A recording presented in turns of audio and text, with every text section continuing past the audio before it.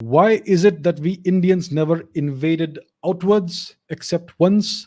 The Cholas, even the large empires like the Mauryas and the Guptas never expanded out of the Indian subcontinent. Okay, so this is another very popular belief among Indians. We see all these forwards and posts on social media. Oh, we are such a peace-loving people. We have not invaded anybody for 2,000 years, etc. And it's completely untrue. Yeah, we know the Cholas did that. Nowadays, people know that the Cholas were a great Indian dynasty, a great Indian empire. About 5 years ago, almost no one knew about the Cholas. Today, thankfully, people are getting to know about the Cholas. But the Cholas are not the only ones who expanded out of the Indian subcontinent. So Indians have been expanding westwards and northwards, north of the Himalayas and west of the Himalayas for thousands of years. You had the Mitanni kingdom, which was present in which was in power in present day Syria about 3,500 years ago. And the royalty, the aristocracy of the Mitanni spoke Sanskrit. They spoke late Vedic Sanskrit, not Rig Vedic Sanskrit, but late Vedic Sanskrit. And we know this because the earliest known inscription in Sanskrit is from the Mitanni Empire, from the Mitanni kingdom. It is a horse training manual by a horse trainer whose name was Kikulli. Now, he wrote this manual in the local language, okay, in the Hurrian language, I think.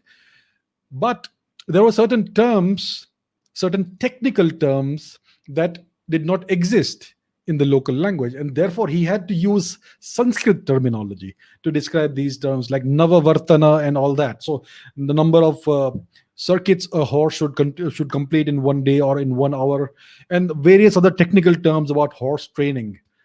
So we find these Sanskrit words, these late Vedic Sanskrit words in this ancient Mitanni text. And there is a royal treaty between the Mitanni and another kingdom.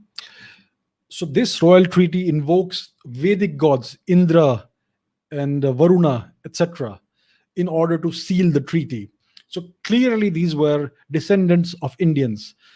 So we have clear evidence of Indians going westwards of India, thousands of kilometers, and conquering and ruling kingdoms as far west as Syria, present day Syria and Anatolia.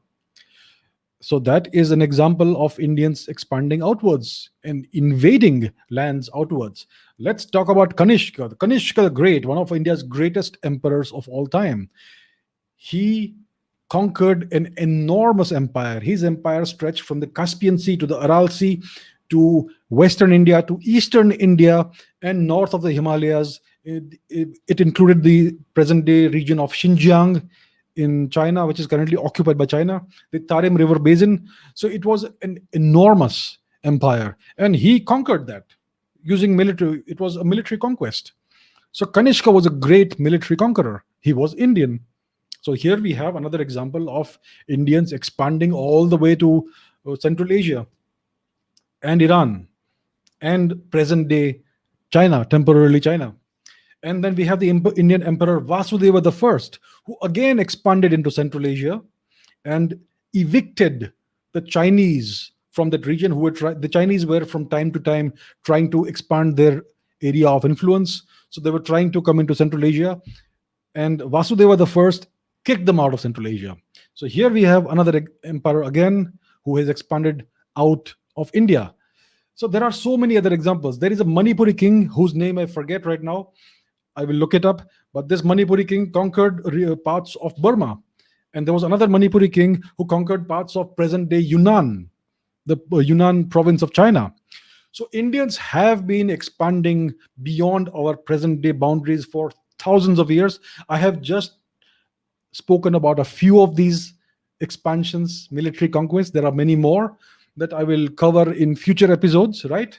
Because those are related to the Aryan invasion and all that. So we will have a future episode about the Aryan invasion theory or the migration theory or the tourism theory or the picnic theory, whatever you call it. So Indians have been expanding to all parts of the world for thousands of years. This idea that Indians are a peace loving people who have never tried to hurt anyone or never tried to expand militarily. This is absolute bunkum. It's nonsense. The truth is out there. You just need to look it up. And unfortunately, our history textbooks, all the time, I'm going to say this, our education system does not want to cover these matters. They want you to think that Indians are a defeated nation. Indians did not have any military history. Indians have not been a warlike people. Indians could not ever defend themselves. That is absolute nonsense. The fact is that the opposite of that is true.